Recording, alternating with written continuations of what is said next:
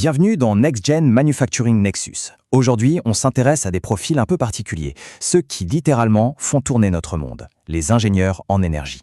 Quand on pense à un ingénieur, on imagine souvent quelqu'un qui transforme des plans, des schémas complexes, en quelque chose de bien réel, de tangible, un pont, un moteur. Mais là, c'est différent. Imaginez que le produit à construire, il se trouve à des kilomètres sous nos pieds. C'est tout le défi des ingénieurs en énergie. Leur mission, c'est l'un des plus grands challenges techniques qui soit. Aller chercher cette énergie au plus profond de la Terre. Alors comment on fait ? Tout commence par une première étape cruciale. Il faut un stratège. Et dans notre équipe, c'est l'ingénieur réservoir. C'est le premier des 3 spécialistes clés qu'on va découvrir. Sur un forum d'ingénieurs, quelqu'un a résumé son job de la façon la plus simple et la plus directe qui soit. C'est ici qu'on veut forer. Tout est dit, ou presque. Alors, plus formellement, l'ingénieur réservoir, c'est celui ou celle qui va étudier ces poches d'énergie souterraine et surtout qui va déterminer la meilleure stratégie pour les exploiter. Concrètement, qu'est-ce que ça veut dire ? Ce sont les architectes du sous-sol. Ils analysent des montagnes de données sismiques, des infos venues des puits déjà existants. Tout ça, ils le mettent dans des modèles informatiques hyper puissants pour créer une sorte de carte 3D du réservoir. Et c'est à partir de là qu'ils vont dire « Ok, c'est là qu'il faut forer et voilà combien de puits il nous faudra ». L'objectif, c'est bien sûr d'optimiser au maximum la récupération. Bon, le stratège a parlé, on sait où aller. Maintenant, il faut construire la route. Et pour ça, on passe le relais au bâtisseur de l'équipe, l'ingénieur forage. Et on retrouve notre ami du forum qui résume encore une fois parfaitement la situation. Si le premier disait « où », lui il dit « voici comment on peut forer ça ». On passe de la stratégie à la tactique, au concret. Son rôle, c'est vraiment la conception technique du puits. Comment on va creuser ce trou de plusieurs kilomètres de profondeur de manière sûre, efficace et sans tout faire s'effondrer. C'est un sacré casse-tête. C'est lui qui est aux commandes de la mécanique de l'opération. Il va choisir le bon matériel, le trépan de forage qui va pouvoir mordre dans telle ou telle roche. Il supervise les opérations sur le terrain, gère toute la logistique, qui est souvent un énorme défi dans des endroits isolés, et s'assure que tout est fait dans les règles de l'art, surtout côté sécurité. En gros, il transforme le plan sur l'ordinateur en un vrai chemin vers l'énergie. Ok, la cible est trouvée. Le chemin est construit. Le puits est là. Il reste une étape, et pas des moindres. Faire remonter l'énergie. C'est là qu'intervient le 3e spécialiste, l'opérateur, l'ingénieur de production. Et pour la 3e fois, notre forum d'ingénieurs nous donne la clé, avec une logique implacable.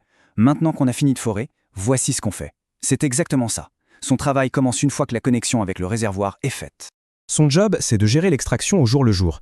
Il doit s'assurer que les ressources remontent bien à la surface, de la manière la plus efficace et la plus sûre possible. C'est un travail de long terme. Il est un peu le médecin du puits. Il va déterminer les meilleures méthodes pour extraire les fluides, il gère les pompes, tout l'équipement en surface. Et quand un puits commence à fatiguer, que la production ralentit, c'est lui qui vient réparer les choses, qui trouve des solutions pour relancer la machine. Son but, c'est de garantir un flux constant et sûr. Donc si on résume, on a une équipe parfaitement huilée. Le premier, l'ingénieur réservoir, travaille surtout sur les données et la simulation. Le second, l'ingénieur forage, est entre le bureau et le terrain pour la mécanique et la logistique. Et le troisième, l'ingénieur de production, gère l'extraction. C'est une vraie chaîne qui va de l'analyse des données à l'exploitation sur des années. Voilà pour le portrait classique. Mais le monde change et le métier d'ingénieur en énergie avec lui. On est à un tournant, une véritable rupture qui amène son lot de défis, mais aussi d'opportunités incroyables pour la nouvelle génération. Le premier grand bouleversement, c'est le numérique. Plus les opérations sont connectées, plus elles deviennent des cibles. On a tous en tête l'attaque du Colonial Pipeline en 2021, une attaque par rançongiciel qui a paralysé une partie de l'approvisionnement en carburant aux États-Unis. Ça montre à quel point la cybersécurité est devenue un enjeu absolument vital. Et puis, bien sûr, il y a la transition énergétique. La mission ne se limite plus au pétrole et au gaz. On parle maintenant de géoénergie. Il s'agit par exemple de l'énergie géothermique, où l'on va chercher la chaleur de la Terre. Mais c'est aussi le stockage géologique du CO2 ou même de l'hydrogène. Les compétences de nos ingénieurs sont maintenant demandées pour ces nouvelles frontières. Et c'est exactement ça le Next Gen Manufacturing Nexus. C'est ce point de rencontre, cette intersection entre la révolution numérique d'un côté et la transition énergétique de l'autre. Et au centre de ce carrefour, on voit émerger un nouveau profil d'ingénieur en énergie. Alors, à quoi ressemble cet ingénieur de demain ? D'abord, il doit toujours avoir l'expertise classique, une connaissance pointue des géosciences, de la mécanique, c'est la base. Par-dessus ça, il doit ajouter une vraie maîtrise du numérique, analyse de données, modélisation et bien sûr, cybersécurité. Et enfin, une 3e couche, essentielle, une orientation claire vers la durabilité. C'est un profil hybride, beaucoup plus complexe.